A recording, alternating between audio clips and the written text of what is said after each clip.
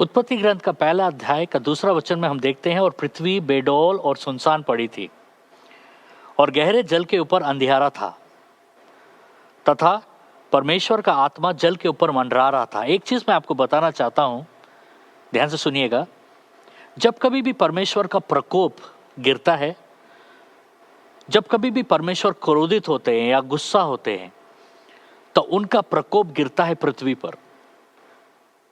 आदम के पहले देवदूत परमेश्वर के साथ थे और परमेश्वर का प्रकोप उन पर गिरा क्योंकि वो बगावत किए परमेश्वर के साथ, और परमेश्वर ने उन्हें स्वर्ग से ठेलकर पृथ्वी को बेडौल और सुनसान में परमेश्वर ने फेंक दिया और निराकार हो गया पृथ्वी।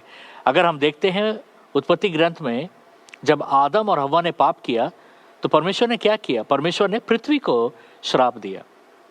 उसके बाद सोदोम और गोमोरा का अगर उदाहरण हम लेते हैं, सोदोम और गोमोरा में जब वो लोग पाप किए तो परमेश्वर ने क्या किया? पूरे सोदोम और गोमोरा को परमेश्वर ने तहस नहस कर दिया। गंधक की अग्नि ऊपर से गिरा और नहस कर दिया और नाश कर दिया परमेश्वर ने।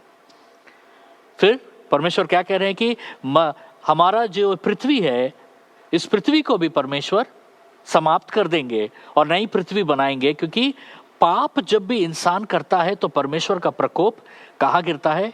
परमेश्वर का प्रकोप पृथ्वी पर गिरता है। पृथ्वी पर गिरने का अर्थ क्या है? पृथ्वी से जुड़ा होता है इंसान का मेहनत, इंसान का प्रतिफल।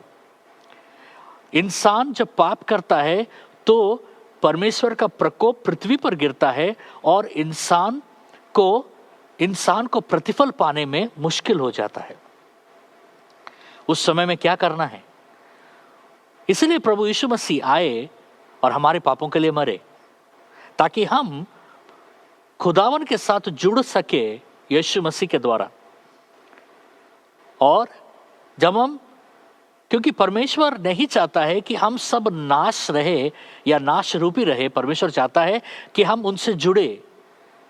और अगर आपको लग रहा है कि आपका ऊपर ये प्रतिफल नहीं है आपके काम में, आपके जीवन में, आपके विवाह में, तो याद रखिएगा, ऐसे कोई गुप्त पाप होगा जिसे आपको स्वीकृत करना बहुत जरूरी है परमेश्वर को, और कहना है कि प्रभु यीशु मुझे माफ कीजिएगा।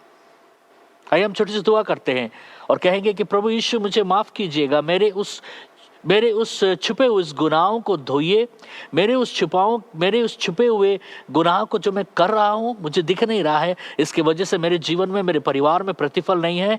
आज मैं आपके सामने आता हूँ और आज मैं विनती करता हूँ कि मेरे ऊपर में से वो श्राप और पाप हटाइए, क्योंकि मैं अपने पापों को कबूल करता हूँ यीशु मसीह के नाम और यीशु मसीह के लहू से। आमीन। खुदावन आपका आशीष दे।